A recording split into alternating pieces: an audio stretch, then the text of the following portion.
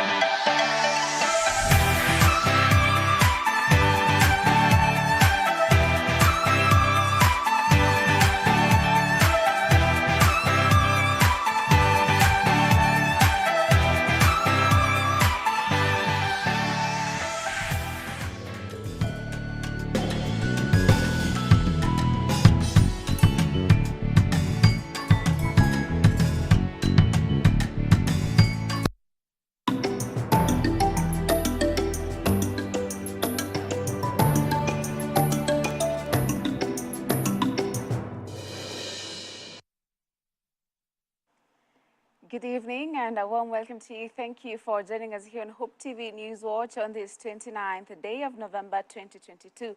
Glad to inform you that we'll be having an interview with George Ogubi, a constitutional lawyer, to discuss all matters to do with the National Assembly hearings on the petitions to remove the 4 IBC commissioners. Stay tuned for that. Meanwhile, let's have a look at these stories. First, my name is Grace Ongoy, and a sign language interpreter tonight is Boniface Mureithi. Now, President William Ruto has assured Kcpe and Kpsea candidates of their security as they write their exams countrywide. Speaking at the Joseph Kcpe Primary School in Kibra, Nairobi County, this morning, President Ruto rallied all ministries involved to ensure that pupils undertake the examinations uninterrupted. On a separate event, Deputy President Rigathi Gachagua has encouraged grade 6 and class 8 students sitting for Kcpe and Kpsea examinations at Komarok Primary School in Nairobi, saying the Kenya Kwanza administration will fulfill its promise to allow teachers to work anywhere in the country. Dolly Murigi Mbuvi now begins. Kcpe and Kpsea national examinations entered day 2 on Tuesday. Over 2.5 pupils in grade 6 and class 8 are writing the exams, the largest number to ever start for the national examinations in the country's history. President William Ruto, while inspecting exams in Joseph Kcpe Primary School in Kibra, urged grade 6 learners to work extra hard as they wait to know the fate in regard to the transition. President Ruto rallied all ministries involved to ensure the pupils undertake the exams uninterrupted. He also revealed that marking of the exams will kick off immediately and will be completed just before Christmas. And how are you? Thank you, our President, and how are you? I'm good. And I wish every student in Standard 8 and in Form 4 in the Republic of Kenya my very best wishes as you do your examinations, and I am sure all of you are going to come out with flying colors.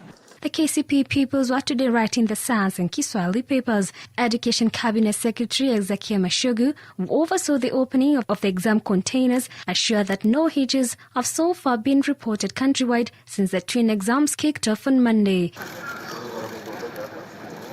Deputy President Rigathi Gachagua, while speaking when he led an administration of the Kcpe and Kpsea for grade 6 at Komarok Primary School, said the Kenya Kwanza administration is committed to the growth of the education sector. Gachagua said the government will end delocalization of the teachers under the new education reforms in the country. In our plan in the Kenya Manifesto, we agreed that the process of delocalization should be done away with, so that teachers are able to work anywhere without being coerced to work in certain areas. That is why the President has set up the Working Party on Educational Reforms. The DP has also indicated that they will give the way forward regarding the CBC reforms on Friday after the Working Group on Education Reforms gives the President the report on the findings from the public engagements. This Friday, we'll be giving the way forward after the President receives an interim report on how we proceed with the CBC and other reforms. Dolly Murigi Mbuvi for Hope TV, Nairobi.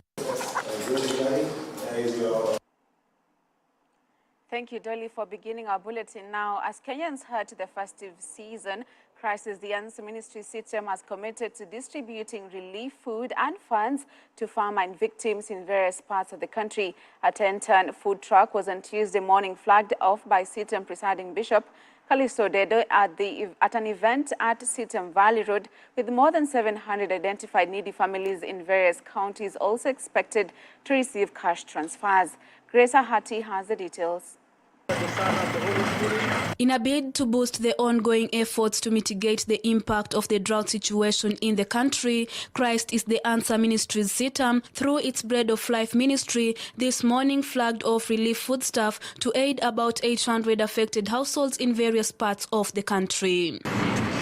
The church, under the leadership of Bishop Kcpe Kpsea, sent off 27,000 tons of food worth more than 600,000 shillings. Another 8.7 million shillings will be sent to the drought-stricken families under the cash transfer program. And we've also received foodstuffs worth 710,000 shillings, and that came in form of maize, came in form of rice, in form of beans and oil. But permit us to mention very, very specially CITAM Eldoret. On its own as an assembly, it gave us 80 bags of maize. Hunger is so critical that even if you treat someone as an enemy, when you see him as hungry, you've got to stop treating them as an enemy. You've got to look for food and go and give these individuals. That's how the Lord views hunger. The leadership of the church on Tuesday morning gathered at the CITAM Valley Road branch in Nairobi County to launch the 10th shipment of foodstuffs such as maize, beans, flour, and cooking oil worth 2.5 million shillings. Another 17 tons of foodstuff was launched in Marsabit County in a bid to cut the cost of transporting the food. With an average size, presiding bishop, of at least 6 people per family, that effort in itself will give attention to 4,800 households. We have collected 8.7 million Kenya shillings that we will be distributing to the needy people through cash transfer, and part of this we've also purchased food stuff, 27,000 tons of food comprising 170 bags of maize, beans 55 bags, rice 320 bags, cooking oil 67 cartons. The food aid will be distributed to 800 people to benefit at least 800 families in Kargi village, 200 families in Oltorut village, and another 200 in Loyangalani in Marsabit. 200 more families in Archers Post area in Samburu County will also benefit from the relief food. Loyangalani, as I speak right now, it has not yet rained. I left there 1 month ago. I have been on my leave, and it had not rained.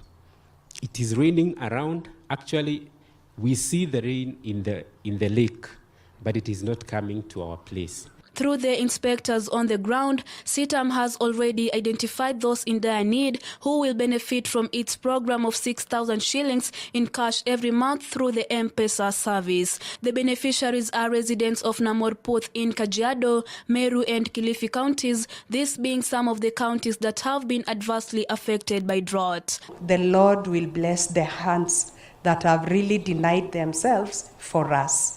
And I know that service to humanity, service to God. A lot of our livestock has been affected. This has increased the levels of stress, depression, and mental issues across the board, including the children. And I want to challenge the members of Fourth Estate. Sometimes we pick up many stories and run with them, and most of them are negative. But I want to challenge our media houses and people who transmit information. This is a call that should take the center stage of our news, center stage of our newspapers, and make a call to Kenyans, make a call to leaders that we can make a difference even with 100 shillings. Do believe as we use this the Lord will be able to reach out to these people through the money that they will be receiving. Some of them will be receiving it for quite a long, consistent time up to April next year. The CITAM Church has undertaken this responsibility at a time when the Kenya Kwanza government has already launched a special committee of 15 members to lead the efforts to mitigate the impact of the drought situation in the country's 21 counties hardest hit due to the 4 failed rainy seasons. I second polling tomorrow as well. Kenyans of goodwill have been requested to donate cash to the designated M-Pesa paybill 880990. Reporting for Hope TV Newswatch, I'm Grace Ahati. Thank you, Grace, for that. Now, with 3 countries in the Horn of Africa, namely Kenya, Somalia, and Ethiopia, facing the worst drought in decades occasioned by the below-average rainfall crisis, the Answer Ministry CITAM is on course to helping those affected by famine. The church, with its 29 assemblies, has been able to extend its helping hand to a section of starving communities in Mogadishu, Somalia, following calls from some of the country's local leaders. According to CITAM Bishop Callisto Dede, the church sent food worth 2.5 million shillings to the country a few days ago, this being one of the ways to ensure that it helps both Christians and non-Christians to experience God's generosity. We also had strange requests to respond to the needs that are being given concerning hunger. We had a request from Somalia. 3 leaders from Somalia walked into my office in Parklands. And when I say Somalia, I'm talking of the Republic of Somalia. 3 Muslim Somali leaders walked into my office a little while ago and requested if CITAM could be involved in assisting them with food, because not only were there people dying, they actually had to relocate whole communities from where they were living and took them to live closer in refugee or IDP displaced camps next to Mogadishu, so that they would be able to feed them. And when these 2 Muslim leaders, and we are not talking of simple leaders, we are talking of very, very senior leaders. One of them leading all the way, a royal leader all the way from Mogadishu, going down towards Jubaland. They requested our assistance. We responded.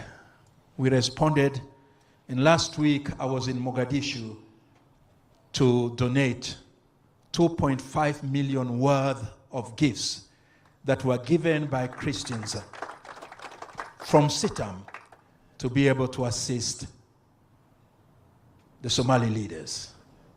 They gathered together elders, youth leaders, women, 3 members of parliament, 1 state minister, a sultan of the area. They gathered together to receive this donation as we gave them the gift from CITAM. Yesterday, the sultan came to my office just to thank us again here.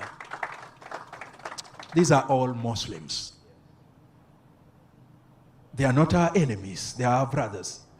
But we may differ in faith, but hunger does not discriminate your religion. You feed them, the Lord has said. Head teachers and examination center managers in Siaya have been warned against malpractices as the national examination season kicked off in the county on Monday. Siaya County Commissioner Jim Njoka said anybody found indulging in outlawed practices that could compromise the integrity of the examinations will face the full wrath of the law. Njoka assured residents that security has been heightened during this examination period. This year, and as it has been before, that we have declared a zero tolerance towards any kind of examination malpractices, and which of course we have been assured from our center managers who of course have been briefed so well. I'm very much thankful to the Teacher Service Commission because it has also tried to ensure that they have given us and vetted the best center officers, of course, who could be assisting in the management of the examinations. Please, all the eyes are there, both physically and otherwise. We can assure you that the exam is properly protected and we are not expecting any leakage in any of our examination centers. We have told the center managers once again and the supervisors, there are no monkey games. People will have to carry their cross if there is a problem in any center where the exam is being administered. Now, IBC Commissioner Francis Wanderi has joined his fellow Commissioner Irene Masit in declining to respond to 4 petitions filed in the National Assembly seeking their removal from office.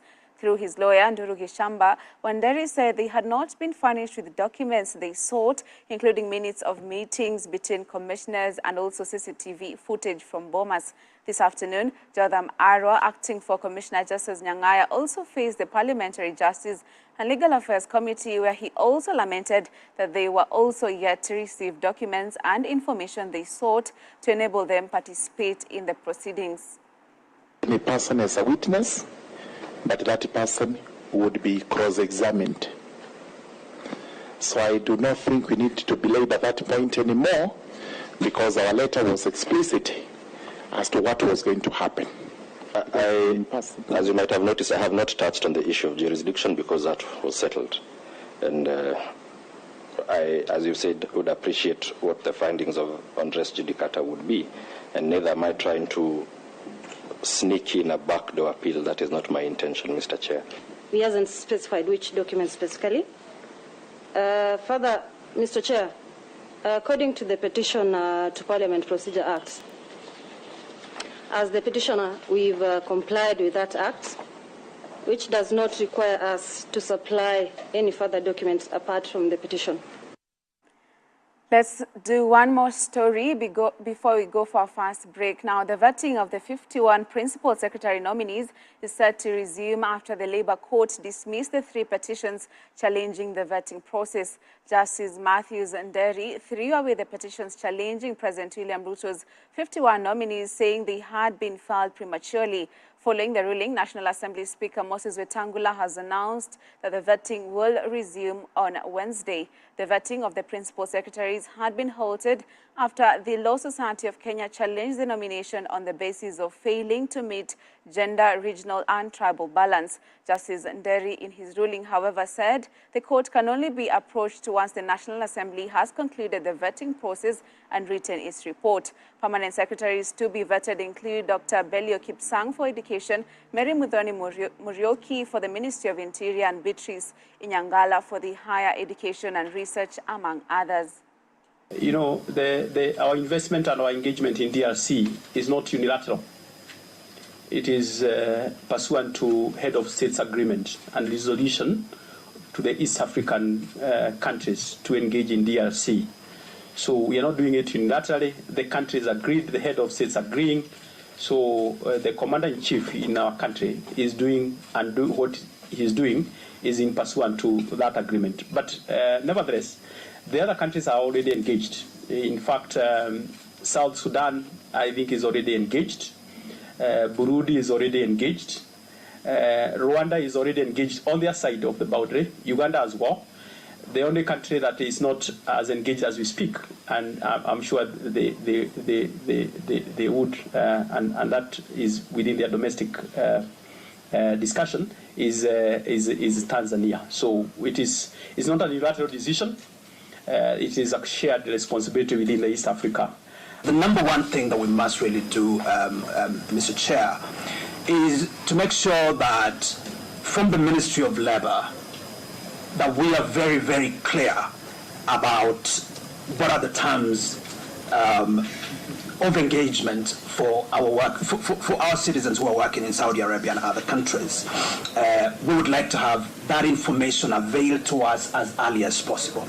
We will develop a joint monitoring mechanism between the Ministry of Foreign Affairs and the Ministry of Labour, so that no Kenyan should be able to exit our borders to go and work in a particular jurisdiction, particularly in the Middle East. You recall that on 15 November 2022, the Employment and Labour Relations Court in Constitution Petition number E186 of 2022, Dr. Magare Gikenyi versus the Republic versus the President of the Republic of Kenya and 55 others, and in Constitution Petition number E192 of 2022, Law Society of Kenya versus the National Assembly and 4 others, granted ex parte conservatory orders temporarily staying the vetting process in respect of nominees for appointment to the position of principal secretaries pending hearing and determination of the petitioner's application. Suspension of the vetting of persons nominated to serve as principal secretaries is hereby lifted. The committees are therefore expected to resume the vetting process immediately. 2, that all departmental committees are to conclude the vetting proceedings and approval hearings as soon as possible to allow for the conclusion of the process. In any case, noting that the House will be commencing the long recess on 2nd December 2022 in accordance with its calendar, it is expected that the committees will hasten the process and report to the House by the end of the morning sitting of Thursday, 1st December 2022, to pave way for consideration of the various approval motions by the House.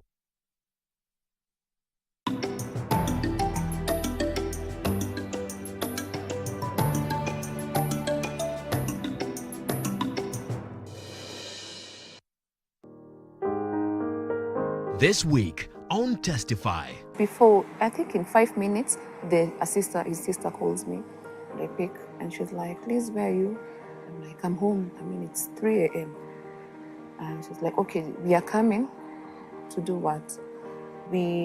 Steve has had an accident, and he's been rushed to the hospital at Mata. And so we're coming to pick you. We go to the hospital. Then I tell her, "No, you don't have to come for me. I can come. Let me just drive and come." He's like, "No, don't drive. Just wait for us. We're coming." Only on Hope TV. Look and live.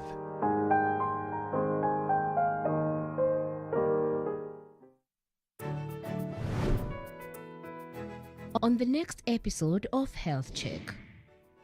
Most men who live into old age will develop some form of prostate problem. The symptoms can range from mild inconveniences like having to get up during the night for a short call to invasive cancers that can cause other health complications. Curious about how you are doing in different aspects of men's health? This show will help you determine some health choices that can help you reduce the risk of prostate diseases. Tune in this Tuesday as we engage Dr. Anthony Ndiritu, an oncologist, on prostate health. That's on Health Check this Tuesday at 7:30 p.m. exclusively on Hope TV.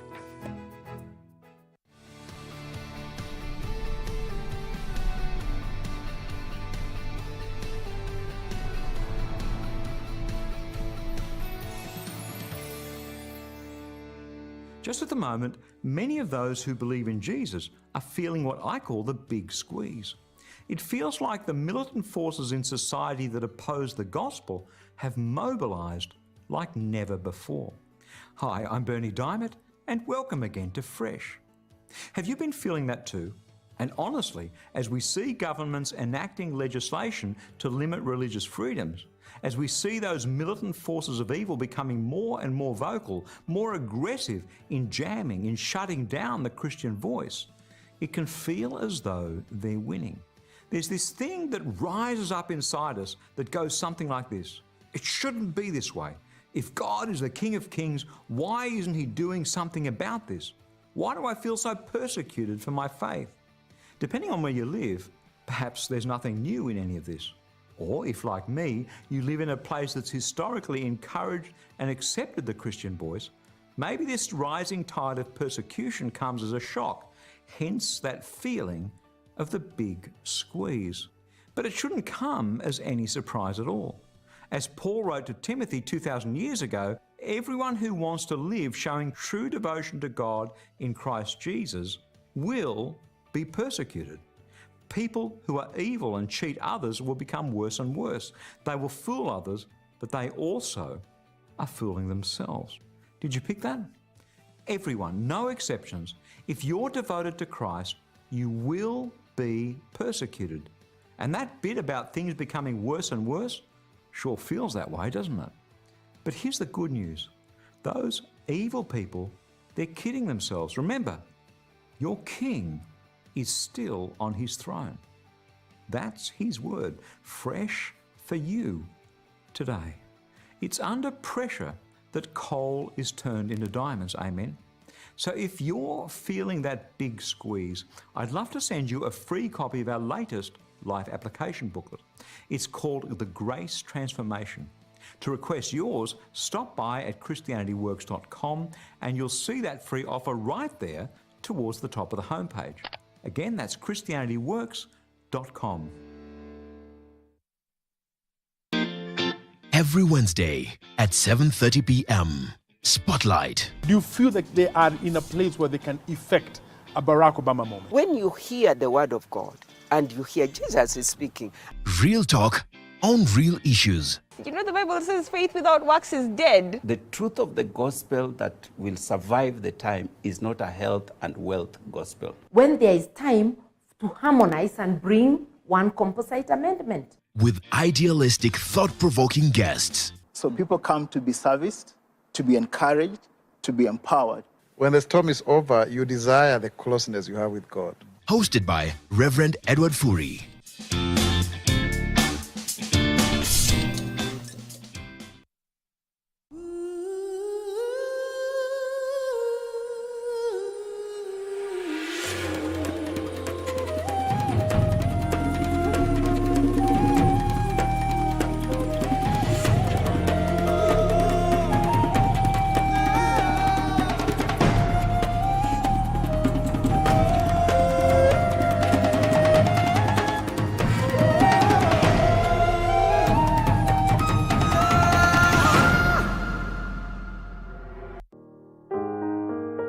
This week on Testify. Before, I think in 5 minutes, his sister calls me and I pick and she's like, Liz, where are you?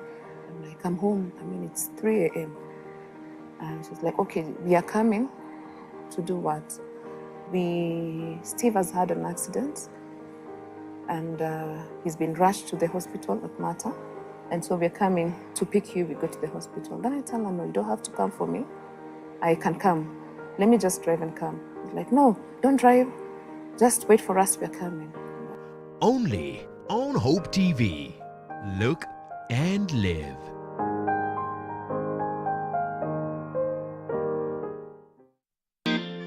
Every Wednesday at 7:30 p.m. Spotlight. Do you feel that they are in a place where they can effect a Barack Obama moment? When you hear the word of God and you hear Jesus is speaking. Real talk on real issues. You know, the Bible says faith without works is dead. The truth of the gospel that will survive the time is not a health and wealth gospel. When there is time to harmonize and bring one composite amendment. With idealistic, thought-provoking guests. So people come to be serviced, to be encouraged, to be empowered. When the storm is over, you desire the closeness you have with God. Hosted by Reverend Edward Furi.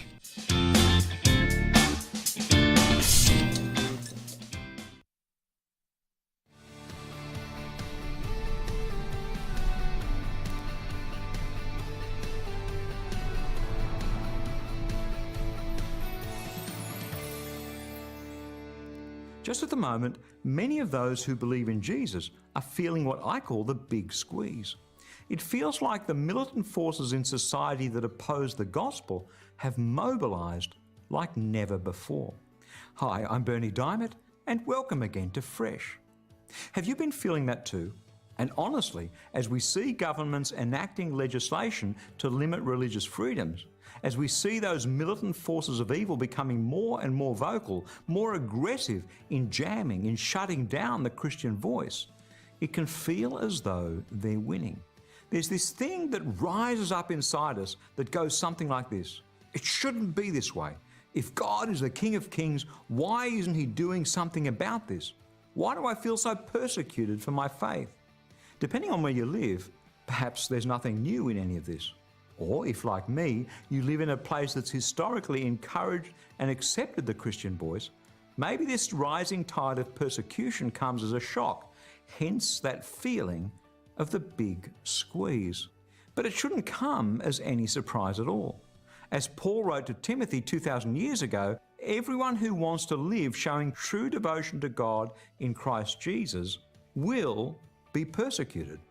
People who are evil and cheat others will become worse and worse. They will fool others, but they also are fooling themselves. Did you pick that? Everyone, no exceptions. If you're devoted to Christ, you will be persecuted. And that bit about things becoming worse and worse sure feels that way.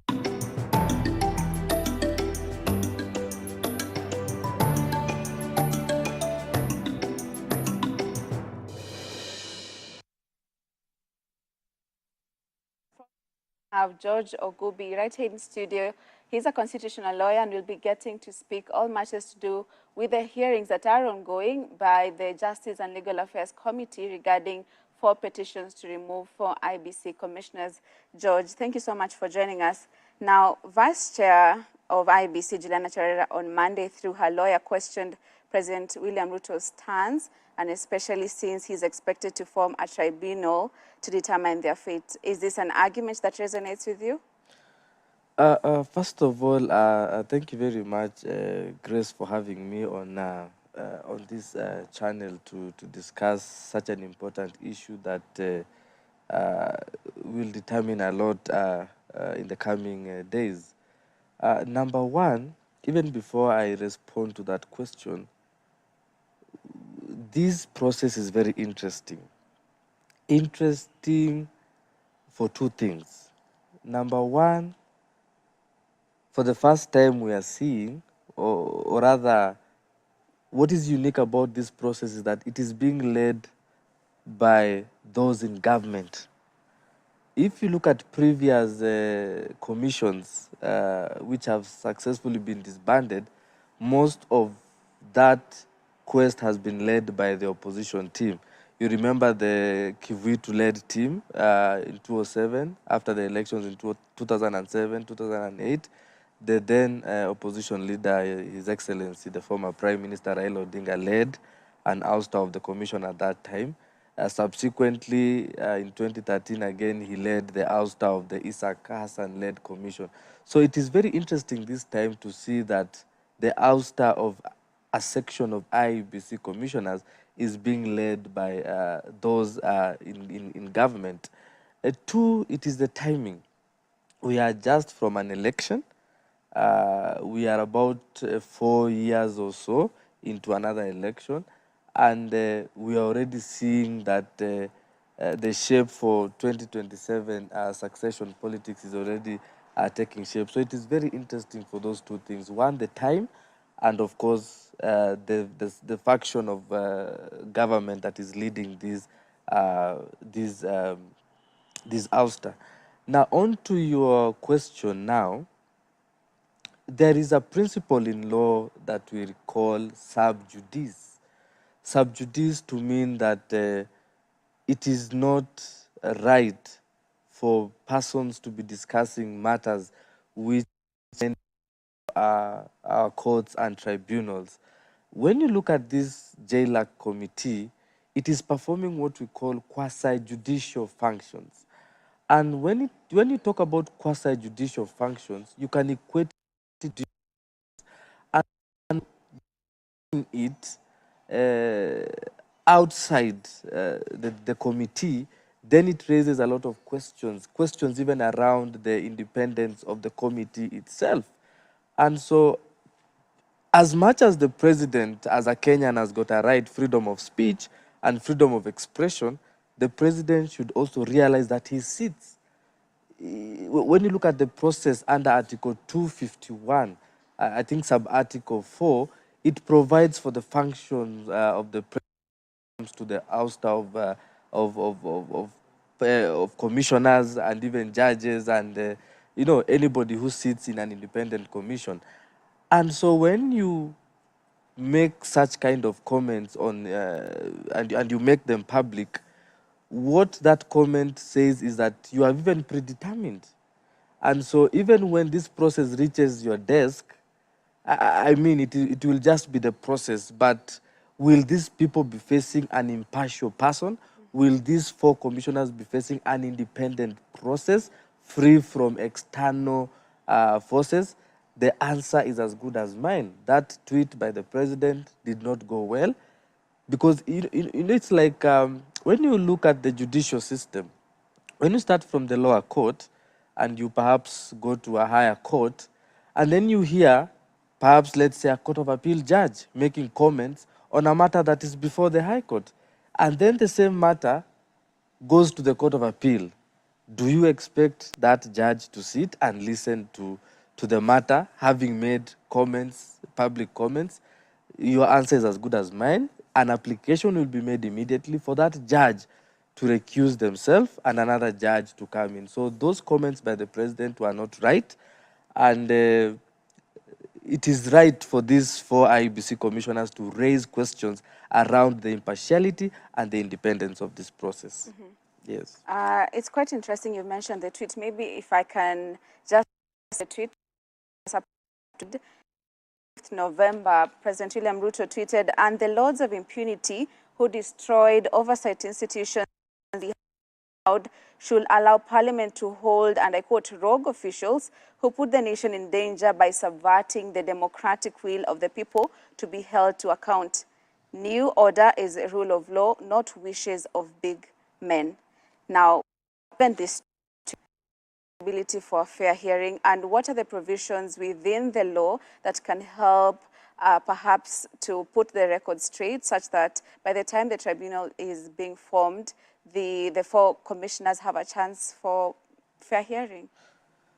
Perhaps the procedure for their removal is provided for under the Constitution, and if Parliament, in their own wisdom, will find that these 4 commissioners conducted themselves in a manner that undermined the Constitution, then their work is very simple. They are supposed to forward that petition to the president, and the president, under the same article, Article 251, is supposed to get this petition. In the first instance, he may elect to suspend the commissioners in question, and after suspending the commissioners in question, then the president is expected to form or constitute a tribunal which will listen to these to the petition seeking to remove these 4 commissioners from office. Perhaps the only channel that these 4 commissioners have, for me, there are 2. Perhaps going to court and saying that, you know what, we have keenly listened to the process, we follow the process, and we feel that the process is not as independent as it's supposed to be. It's not as impartial as it's supposed to be. There's already a predetermined judgment. And if they can prove that, then perhaps the court can halt the process. And also the tribunal that might be set up by the president, when it gets to that point, they'll be faced with this legal, because these are very serious legal issues. Because when the president is talking about rule of law also provides that there be a fair hearing under Article 50 of the Constitution. So when you talk about rule of law and the constitutionality, democracy, then democracy, constitutionality, and the rule of law provides that even you cannot be condemned and heard, you must be heard by an impartial body, by an impartial tribunal, by an impartial court, so that justice is not only done, but it is seen to be done. Exactly. Yeah. Now, Azimio leaders have accused President William Ruto of witch hunt against those who are against him during the elections. Do you think these are fair accusations to the president? Well, that question, I would answer it from a political point of view, because I don't feel there are any legal issues that are being raised there, but it raises questions of politics. You realize that 2 commissions have been ousted, of course, by efforts from former Prime Minister Raila Odinga, and many are questioning, is it only right for the IEBC Commission or the commissioners to be removed from office only when it is the former Prime Minister who is leading that quest for the removal of some or all of the commissioners from office, or is it wrong if it is being led by another person? Why perhaps one would look at it as a witch hunt would be that the timing. I think Kenyans are facing very serious challenges and very serious issues that need to be addressed by this current regime. And if the president in his own wisdom feels that the removal of these four commissioners should form an agenda, a main agenda in his administration, then perhaps I feel he's missing the point. And he should redirect that energy, perhaps, and focus on making sure that what they promised Kenyans in terms of the economy and creating the jobs and making sure that the livelihood of Kenyans and in particular the hustlers, because that was his campaign slogan, are met. So perhaps the timing would be one that would lead to the witch hunt, because we are just from an election and he has been speaking very strongly against these four IEBC commissioners. So one would look at it from that point. On the other hand, one would not look at it from that point of witch hunt, because he has always wanted, the president has always talked about creating institutions which, according to him, should be independent, should be impartial, and should be free from being directed from certain quarters. And if you read that tweet, he feels that these four commissioners were being or are still being directed from the handshake, because he was very categorical in his tweet. So that is how you'd look at it. But for me, personally, from where I sit, the timing is wrong. We are still far away from an election, and this current administration should focus on other things other than the ouster of these four commissioners. Also noting that the tenure of the current chair is ending in January, and it is expected under the IEBC Act that the vice chair should take in an acting capacity. So the timing is what is bringing a lot of issues. Now, George, at the beginning of these hearings last week, the four IEBC commissioners' lawyers questioned whether the committee had jurisdiction to hear the matter. George, what are some of the thresholds set by law that determine whether a committee has jurisdiction to hear a matter? Well, again, JLAC, if you look at the committee, it was actually directed by the Speaker. When the petitions were presented before Parliament, the Speaker gave a directive and said that the committee that will listen to the petition and give recommendations to the floor of Parliament was JLAC. If you look at the procedure, well, the Constitution seems to be a little bit silent. It only talks about Parliament. So how Parliament elects to conduct its business, that is again subject to the standing orders and the Parliamentary Act. So when you look at the wording of the Constitution, it only says Parliament. So how Parliament decides to conduct its business is now subject to the parliamentary standing orders. And that is why the Speaker directed that, yes, these petitions have been brought to Parliament. We are tasking the JLAC committee to hear and determine. So the question of jurisdiction was settled by the JLAC committee, and they settled that it has jurisdiction to hear and determine. So for me, I feel that the wording of the Constitution has not prevented the JLAC committee from hearing and determining the petition for the ouster of the IEBC commissioners. Yes.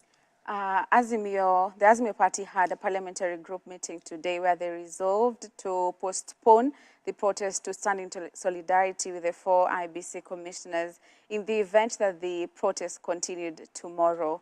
What do you think the protest, the impact will have been to the hearings that are still continuing?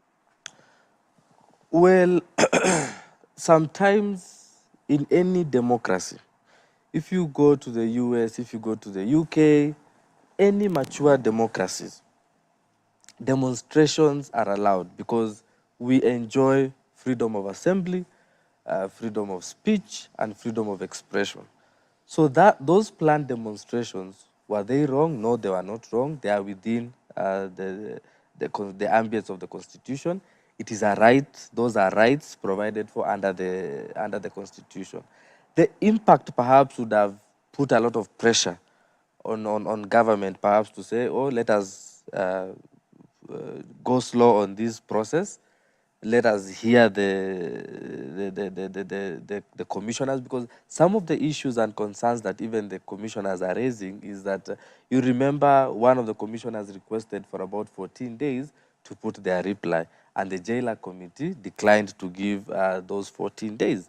So perhaps there would have been a lot of pressure. You know, sometimes when you look at, if you've worked around maybe civil society organizations, when they are pushing an agenda, when they are fighting for something, and, you know, when dialogue fails, you know, when you want to bring change, a policy change, a law change, you know, behavior, character change, sometimes you start by engaging dialogue. And we've seen quite a bit of disgruntlement, especially from the minority side of government, the opposition, where they are calling upon the Kenya Kwanza regime through the president that, you know what, go slow on this thing. We have other issues that are affecting Kenya that need to be tackled. So when that dialogue fails, and if you've worked with civil society organizations, it calls sometimes for demonstrations, because then it puts a lot of pressure. And if dialogue does not work, then they'll hear us through this demonstration. So if these demonstrations would have gone on, it would have slowed down things, and perhaps, you know, the government would have opened its ears and eyes to what the minority side of government is saying when it comes to this process of ousting the four IBC commissioners. Yes. George, now IBC Commissioner Francis Wanderi today joined Commissioner Irene Masit in declining to respond to the petitions. Now, through his lawyer, Wanderi said he had not been furnished with documents that he could respond to. Also, Commissioner Justice Nyang'aya also said that he's yet to receive documents and information to enable him respond to the petition. Do you think this is something that can hinder them from appearing before the committee? What could be the reason that the committee is withholding to give them the documents? Well, it was very interesting when I was following the proceedings today, and one of the petitioners even went further to allude that, you know what, when you look at the standing orders of Parliament, it only directs us to serve the petition, but it does not direct us to furnish the respondents, who are now the four IBC commissioners, with further documentation.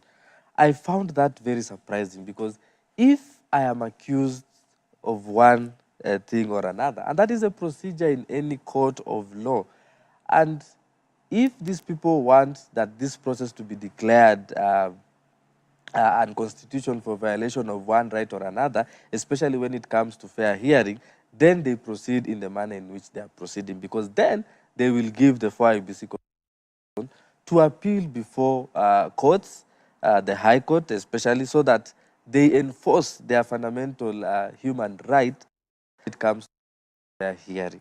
So if you want somebody to respond substantially to a claim on an allegation, then you are required by law to furnish and present all documentation that you wish to rely on at the hearing, at trial, and that is normal practice, because it is enshrined in the Constitution. You cannot take it away.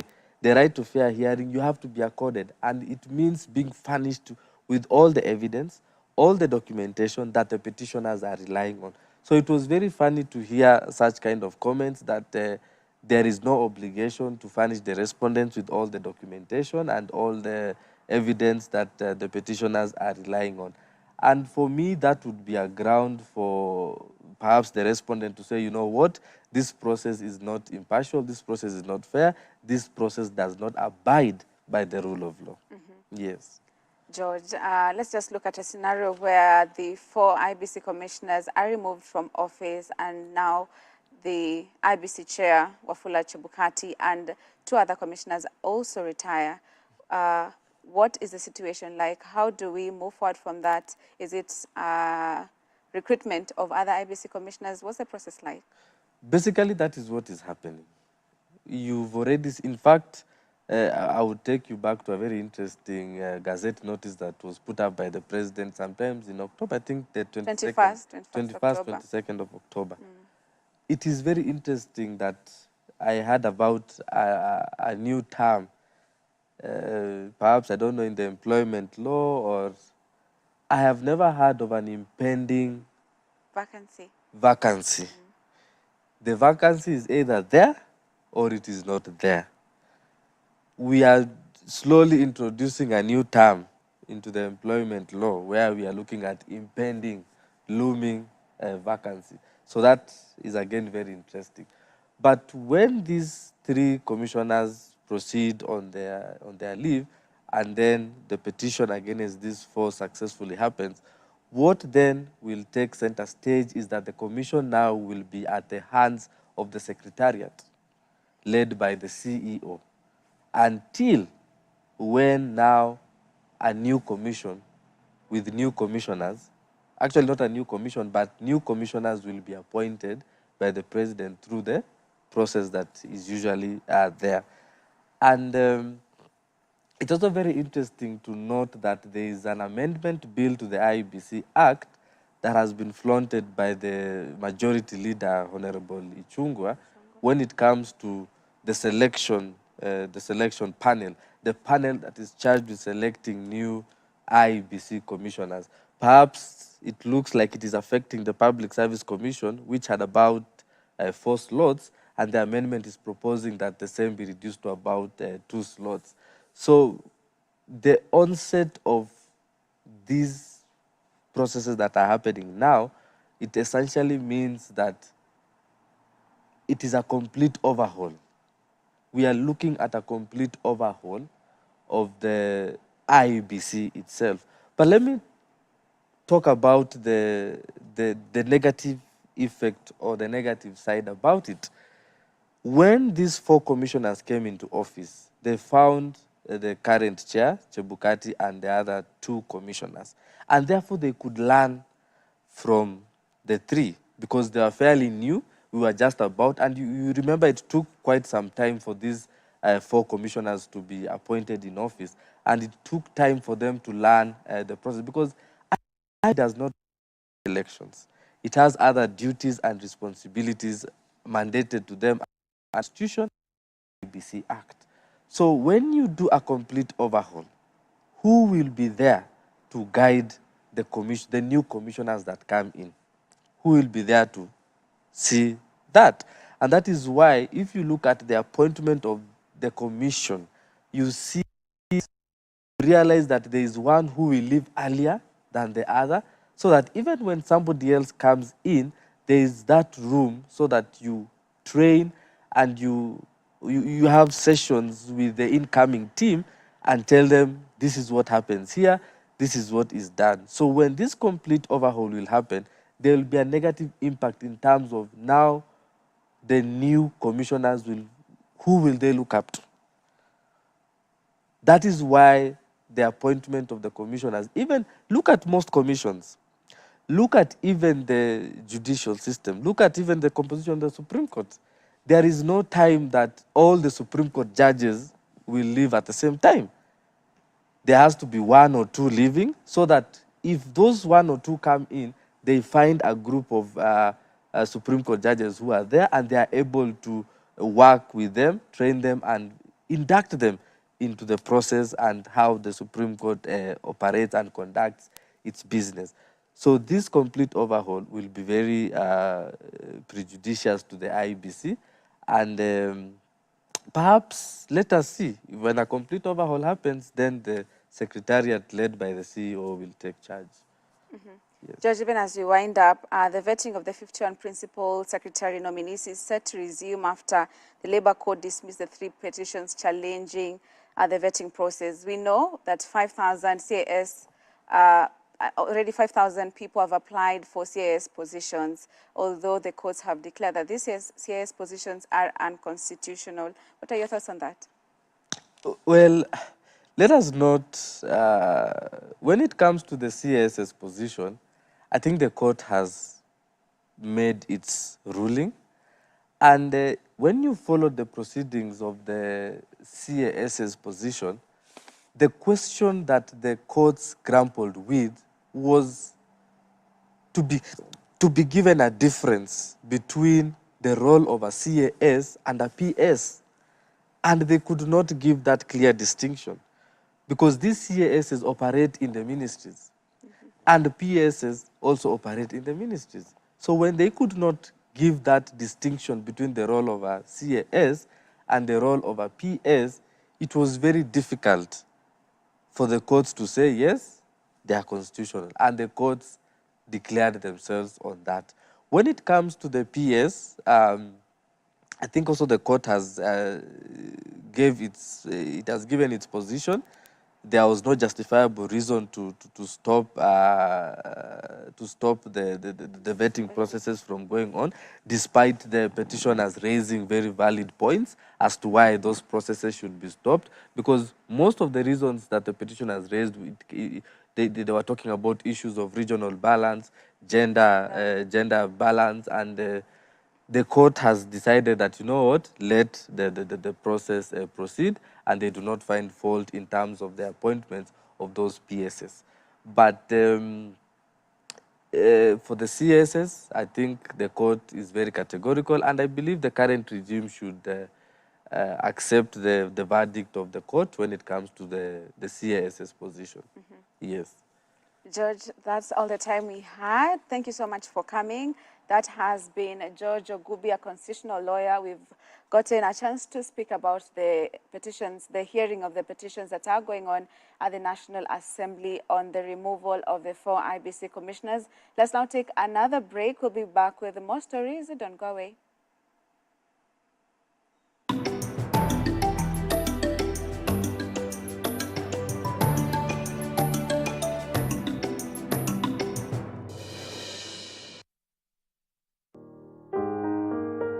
This week on Testify. Before, I think in 5 minutes, his sister calls me, and I pick, and she's like, "Please, where are you?" I'm like, "I'm home. I mean, it's 3 a.m. And she's like, "Okay, we are coming to do what? Steve has had an accident, and he's been rushed to the hospital at Mata, and so we're coming to pick you. We go to the hospital." Then I tell her, "No, you don't have to come for me. I can come. Let me just drive and come." He's like, "No, don't drive. Just wait for us. We're coming." Only on Hope TV. Look and live. Every Wednesday at 7:30 p.m. Spotlight. Do you feel like they are in a place where they can effect a Barack Obama moment? When you hear the word of God and you hear Jesus is speaking. Real talk on real issues. You know, the Bible says faith without works is dead. The truth of the gospel that will survive the time is not a health and wealth gospel. When there is time to harmonize and bring one composite amendment. With idealistic, thought-provoking guests. So people come to be serviced, to be encouraged, to be empowered. When the storm is over, you desire the closeness you have with God. Hosted by Reverend Edward Furi.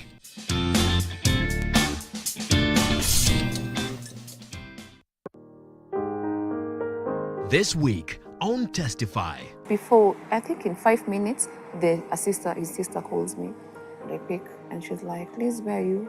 I'm like, "I'm home. I mean, it's 3 a.m. And she's like, "Okay, we are coming to do what? Steve has had an accident, and he's been rushed to the hospital at Mata, and so we're coming to pick you. We go to the hospital." Then I tell her, "No, you don't have to come for me. I can come. Let me just drive and come." He's like, "No, don't drive. Just wait for us. We're coming." Only on Hope TV. Look and live.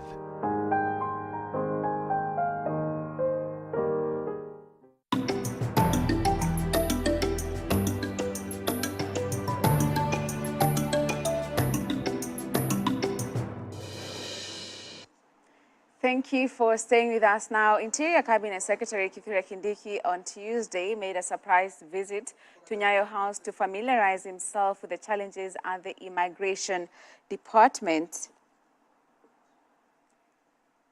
Kindiki said the government will look into the bottlenecks behind the delays and implement the relevant solutions in line with its commitment to promote efficiency in the delivery of essential services to citizens. Last week, the department said they have been running low on passport stock levels for the past few months. The Director General Alexander Muteshi told the National Security and Defense Committee that those who have already applied for the passports will have to wait longer for their passports owing to a lack of booklets for printing.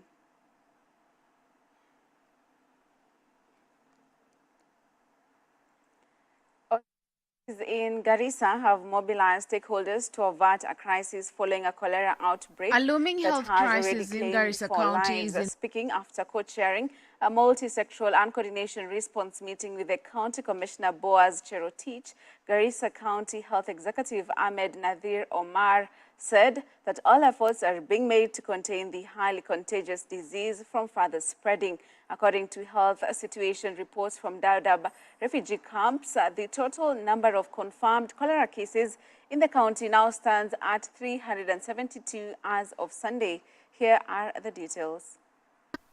A looming health crisis in Garissa County is in the offing after authorities announced that there is a cholera outbreak that has already claimed the lives of 4 people. The first case was reported on 23rd of November at the Hagadara refugee camp before the disease spread to other parts of the county. So far, Hagadara refugee camp has reported 160 cases, while Dagahale has 87 cases. Other refugee camps that have reported cholera cases include Ifo with 52 cases, Saretha with 10 cases, and Kiambios with 1 reported case. Speaking after co-chairing a multi-sectoral and coordination response meeting, Garissa County Health Executive Ahmed Nadir Omar said that all efforts will be made to contain the highly contagious disease from further spreading. He urged locals in the county to scale up their hygiene and help in disrupting and containing the spread of the contagious disease that is spreading at an alarming rate. We call upon to the people of Garissa to scale up their hygiene and help us in disrupting and containing this disease. It is through a joint effort that we can actually contain the disease. On his part, Garissa County Commissioner Boaz Cherotich asked local chiefs and Deputy County Commissioner to hold sensitization meetings in their respective jurisdictions. Cherotich alluded that lack of latrines, water shortage and poor hygiene could have largely contributed to the highly contagious disease, adding they will work with public health departments to avert further crises. Kwa upande wetu tumejitolea na tumeakiza Deputy County Commissioners wakishirikiana na machiefs assistant chiefs wetu waweze kutoka nje, waende kwa kila nyumba kwa nyumba, waweze kuhamasisha watu wetu, kwa sababu ugonjwa wa kipindupindu umetokana kwa sababu ya ukosefu ya maji. Maji ni haba katika sehemu hii yetu ya Garissa, na vile vile watu wetu wote hawatumii choo, na kwa hivyo tutaweka hiyo lazima kwamba katika vijiji zote katika sehemu hii lazima choo iweko. Na kwa hivyo tunauliza public health officers wakishirikiana na NEMA officer ambaye yuko hapa waweze kuenforce sheria, kwa sababu sheria iko na hiyo sheria yafaa isaidie kulinda mwananchi. According to the Center for Disease Control and Prevention CDC, there are 5 main ways to prevent cholera spread, including drinking and using safe water which is properly boiled, chlorinated or filtered using a filter that can remove bacteria, washing hands often with soap and safe water before, during and after preparation of food, before and after eating food or feeding your children, after using the toilet and after taking care of someone who is sick with diarrhea. Another way to prevent cholera is using toilets or safely managed sanitation facilities to get rid of feces, including the disposal of children's poop. Cooking food well, keeping it covered, eating it hot, and peeling fruits and vegetables is also another way of preventing cholera. The 5th way to prevent cholera is to clean up safely in the home, including cleaning food preparation areas and kitchenware with soap and treated water, and let the areas dry completely before use. Grace Ongoi for TV News Watch. Now, the Mombasa County government has partnered with human rights lobby groups to launch the Mombasa Local Action Plan that aims to recognize the role of women in peace building in partnership with the Coast Education Center and Human Rights Agenda, Huria. The document is expected to empower women's rights defenders and also recognize the role they play. Speaking during the launch of the plan at the governor's office, Deputy Governor Francis Thoya pledged to push for the policy to be adopted and anchored in law by the Mombasa County Assembly. Kama shirika la wanawake ni kwa tumeangalia wanawake wa amani human rights defenders hawajaangaziwa katika NAP, National Action Plan ya 1325. Tukasema ya kuwa sisi kama kina mama leo tutakuwa changizo letu ni lipi katika document hii ambayo imetawazwa na national government. So launch document hii hapa kuhakikisha ya kuwa zile kilio cha wamama wa haki, kilio wa mama ambao wanajaribu kuleta amani na uwiano Mombasa County, leo masuala yao yameangaziwa. Tumetengeneza pila 5, tunaangazia participation appreciation. Tunataka mama atambulike, mama ambue asante kwa kazi anazofanya. We'll push the county assembly to speeden up the enactment of these policies. The larger part of implementing this requires resources. So it's important that moving forward, and I think for me, the working partnership that we've forged over the years needs now to translate into something. Machakos Governor Wavinya Ndeti has announced a partnership and signing of a MOU between Machakos County and Maltese International aimed at boosting emergency services and training of staff. Wavinya noted that the partnership will help in the training of the first 20 ambulances and fire engines operators drawn from all the 8 sub-counties who have successfully concluded a training on emergency vehicle operators course EVOC. Sisi kama kaunti ya Machakos lazima tujipange vizuri, ikiwa wakati wa disaster tuwe tunaweza kusaidia. Wacha sisi wenyewe kama watu wa Machakos kusaidia Kenya pia. Kama kuna disaster katika kaunti zingine, lazima tukue mstari wa mbele. Kwa hivyo mimi nataka kuwashukuru sisi wangu na pia Maltese International kwa kukubali kufanya na sisi tulete standards zetu za emergency services to international standards. Na mimi nataka kuhakikishia kama gavana wa Machakos tutafanya kazi pamoja, tuhakikishe tumelinda kaunti yetu na tumelinda pia Kenya. Kama tunahitajika anywhere in Kenya, tuwe tunaweza kwenda huko.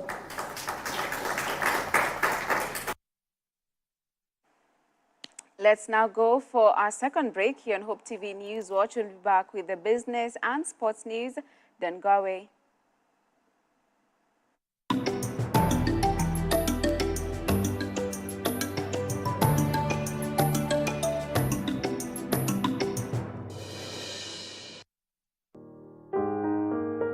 This week on Testify. Before, I think in 5 minutes, his sister calls me.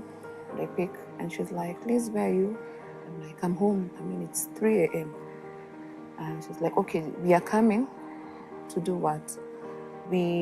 Steve has had an accident, and he's been rushed to the hospital at Mata. And so we're coming to pick you. We go to the hospital. Then I tell her, "No, you don't have to come for me. I can come. Let me just drive and come." He's like, "No, don't drive. Just wait for us. We're coming." Only on Hope TV. Look and live.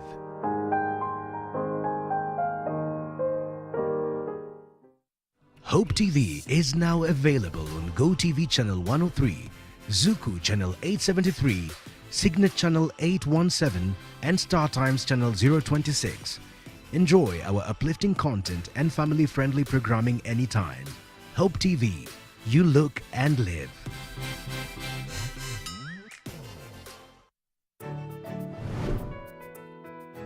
On the next episode of Health Check. Most men who live into old age will develop some form of prostate problem. The symptoms can range from mild inconveniences like having to get up during the night for a short call to invasive cancers that can cause other health complications. Curious about how you are doing in different aspects of men's health?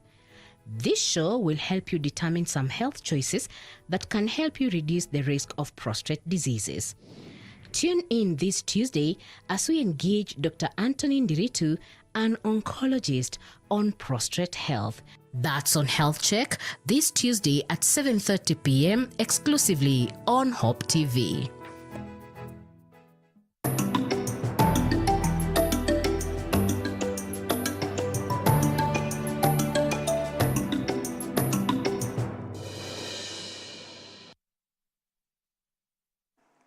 Thank you for staying with us. Now, police at the Narok police station have arrested 5 conmen for impersonating Safaricom employees and stealing money from unsuspicious people. Narok Central Sub-County Police Commander Frederick Shundu said the 5 were arrested while selling fake phones to scam unsuspecting customers whom they had given fake receipts and proceeded to con them money. Shundu called on members of the public who have suffered under the hands of the conmen to volunteer information to his office that will help in conducting the investigations. Here is a report by Linda Kawera. The 4 men and a woman are said to entice people by giving them free t-shirts, after which they ask them to buy their products, only for the unsuspecting buyers to later realize are fake. The 5 were identified as James Kasina, Daniel Nzuki, Paul Neno, Anthony Githinji, and Caroline Wanjiko. They are expected to be arraigned in court and charged with impersonating Safaricom employees and selling fake products without a valid license. One of the victims of the impersonation, Alex Saruni, was conned 25,000 said he bought a tablet from the criminals after they introduced themselves as Safaricom employees. Being in need of a phone, Saruni said he walked in the nearby M-Pesa shop and withdrew 25,000 shillings to buy a new digital phone. He was issued with a receipt and walked home comfortably. However, when he got home, the new phone he had bought was not working, forcing him to return to the dealers where he had purchased it. To his surprise, the dealers refused to listen to him, saying once the goods are sold, they can never be returned, neither can they be refunded. Luckily, police officers arrived on time and the conmen were arrested. Mimi ni mmoja wale ambao nilikuwa na au conmen walikuja wanazunguka hapa town, walikuwa wanasema kuna offers za simu ambao wanapeana juu ni mwisho ya mwaka. Sasa mimi wakaniambia kuna t-shirt tunapeana. So kwa hiyo t-shirt wakati tulifika hapo akasema kuna namba ambao unazichagua. Nikachagua namba 17. Ndani hiyo namba 17 akasema kuna tablet na kuna iPhone. Wakati nimeshanipea nikawaambia sina pesa. Si umesema ni t-shirt tu. Sasa wakati nimeshapewa hiyo nikaondoka. Wakanianza kunisisitiza sana. Fanya hivi, si uchukue tu hata kama ni 2,000 uko naye ni mzuri ukitupea hiyo 2,000 alafu utakuwa unafanya nini? Hiyo nyingine utaenda utafute. Wakati nimwambia juu sina pesa nyingine ni 2,000, siwacha nichukue hii pesa siku ndapata nakuja tu kuwapata wapi hapa. Nikaamua kuondoka. Wakati nimeondoka ikabidi wakasema turudishangi, tukiandika receipt ni hivyo. Another resident, Mercy Chelangat, said she was conned 1,500 shillings by the group after they convinced her that she had won some products from the Safaricom end-of-year gifts. Pigia simu akaniambia sutume yenye umepata. Nikamwambia saa hii sichapata hata sichatumiwa na mse. Sasa nikaenda kukaa siku 3, nikapigia tena simu. Nikawaambia we muusie mtu mwingine hiyo simu alafu mnirudishie hiyo pesa yangu. Akaniambia simu hatuwezi usa na hatuwezi sasa rudisha pesa chuni kampuni. We utaona tu sasa kama utaacha hiyo risiti ama tukae na hiyo pesa.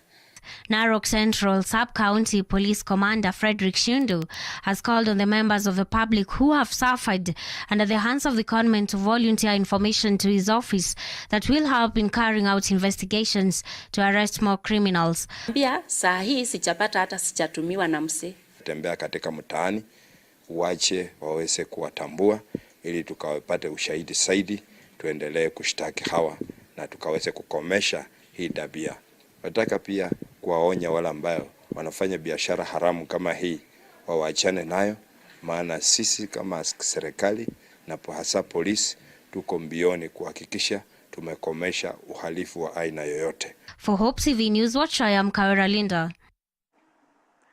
Rainforest Alliance, an international non-governmental organization, is embarking on a mission to train 50,000 farmers in Embu and Kirinyaga counties on conservation, agriculture and crop diversification to boost their earnings. The farmers will gain skills in tree planting, which forms part of President William Ruto's agenda to grow 5 billion trees in 5 years. Stephanie Wamboy reports.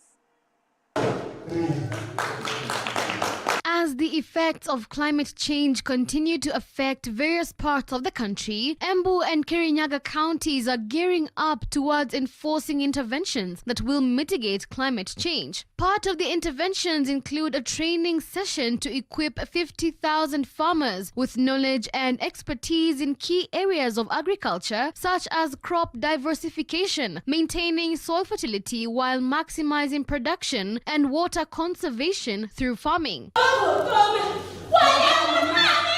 Speaking during the launch of a governance board for collective planning in Embu County, Agriculture County Executive Committee, that is CEC member Ndwega Nyaga, noted that farmers will receive training on diversification by introducing new crops that will help them shore up earnings. In the past, or over the past few years, we have seen land productivity in Embu County going down due to various factors, largest of which is due to climate change. So that is why we are confident that this partnership with between Embu County government and Rainforest Alliance will increase the productivity of agriculture commodities in Embu. At the same time, the Embu CEC member for Water, Irrigation, Environment, Climate Change and Natural Resources, Florence Musyoka, said the initiative was a huge boost to farmers in ensuring profitability in their venture. Tuna changamoto nyingi sana zinakumba mazingira, maji, hata wakati mwingine mmonyoko wa udongo, huko mahali kwingine watu wamesettle. Particular lower areas, mahali watu wamefahamia, hata milima imefahamiwa, na ningetaka turudishe ile Agricultural Act.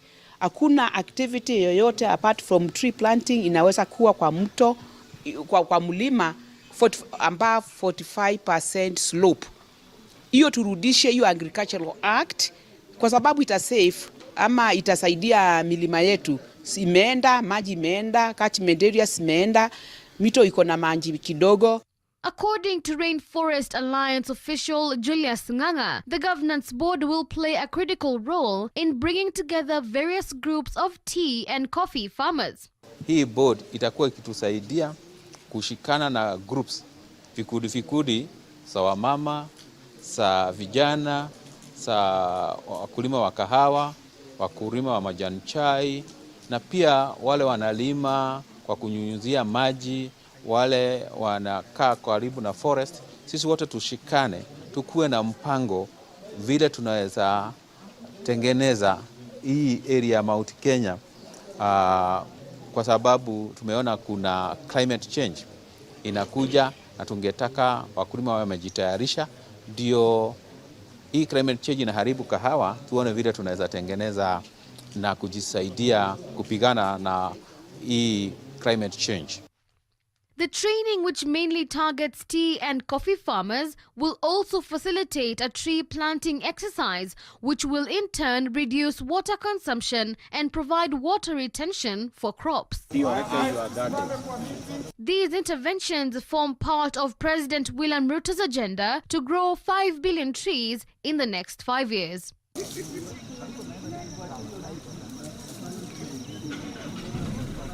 Reporting for Hope TV Newswatch, I'm Tiffany Womboy.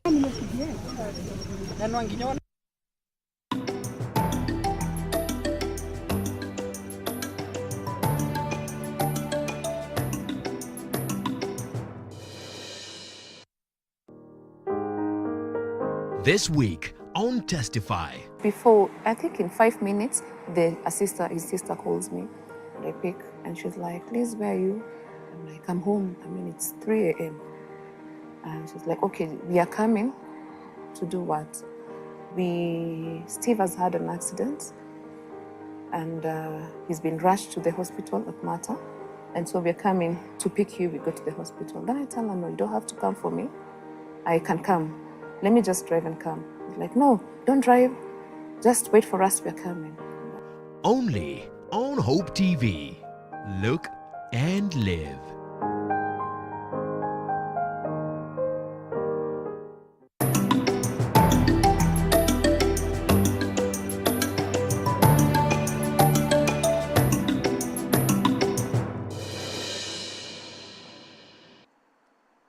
And now for some sports news. Tiger Woods has announced that he will not be playing in the next month's Hero World Challenge in the Bahamas due to an issue with his right foot. Woods has not played since the Open Championships at St. Andrews in July when he missed the cut. On Monday, Woods said that he had developed plantar fasciitis, pain in the base of his foot. The American won the event, which takes place from the 1st to the 4th of December and serves as a benefit for his TGR Foundation and other charities 5 times between 2001 and 2011.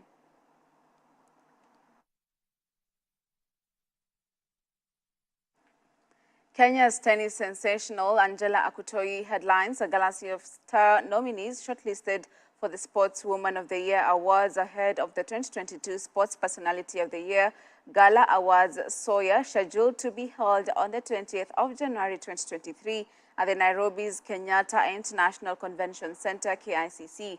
The gala returns to Nairobi after being held in Kakamega, Naivasha and Mombasa in the last 4 editions. This time, Soya Awards has 11 categories, including a return of the schools category, which missed during the last gala event since there were no school games due to the COVID-19 pandemic.